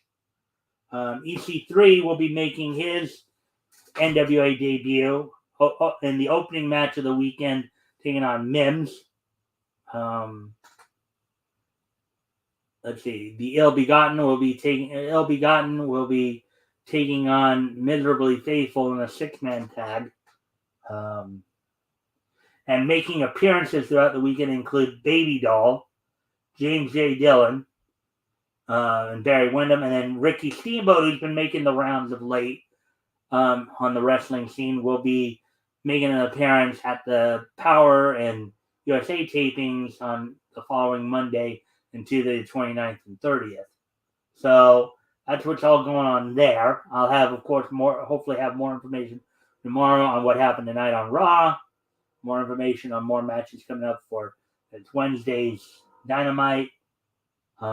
With that, guys, so we have one more thing to do before we fully close out here. And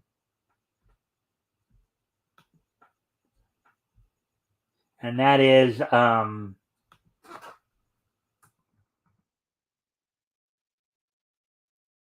today being Monday, August 22nd, 2022, we are going to go ahead and look back on this day in Meech history.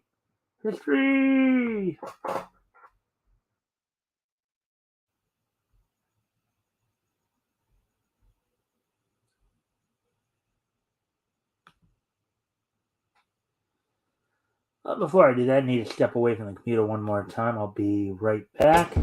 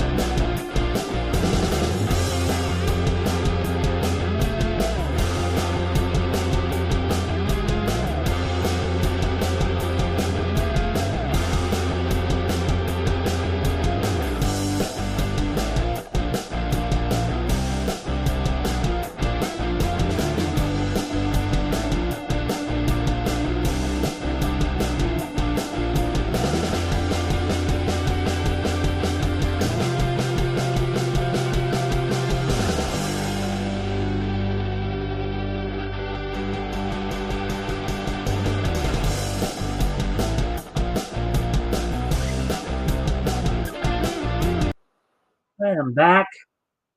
Uh, go ahead and take a look back at this date. Meets history. History!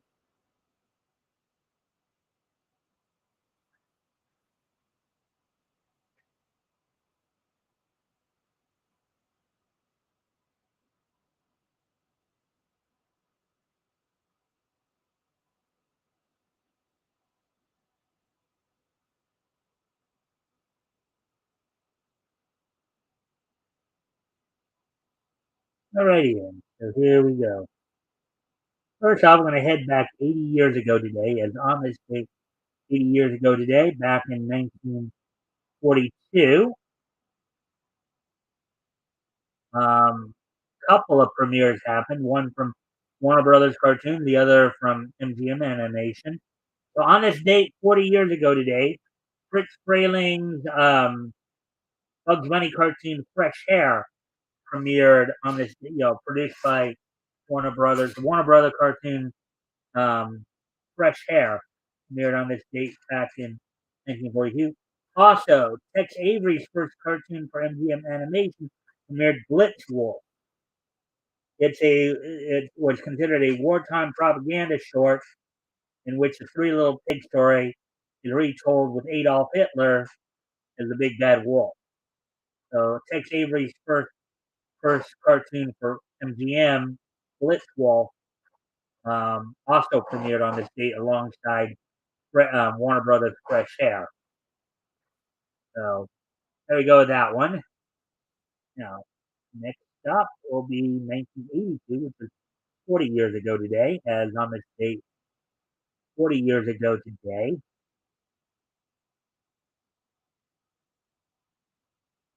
Toei Animation's OVA Andromeda, television film rather, Toei Animation's animated television film, um, Andromeda Stories premiered on Nippon TV on this date back in 1982. So 40 years ago today, Andromeda Stories from Toei Animation um, went premiered on this date on Nippon TV. So there we go with that one.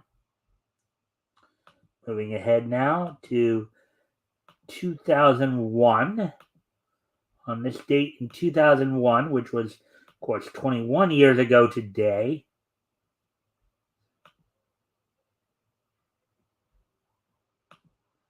This date 21 years ago today. The 100th issue of Betty and Veronica Double Digest magazine, which is still running to this date, by the way. The 100th issue of Betty and Veronica Double Digest magazine went on sale on this date back in 2001, sold for $3.29 with 192 pages. So there you go with that one.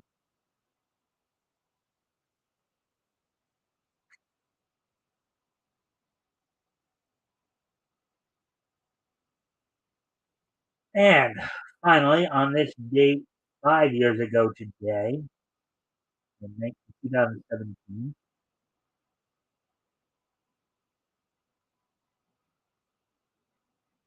on this date back in 2017, Shelton Benjamin would make a surprise return to WWE at SmackDown, where he came in as Chad Gable's new tag team partner. So Shelton Benjamin made his surprise return to WWE on this date 5 years ago today. So there you go.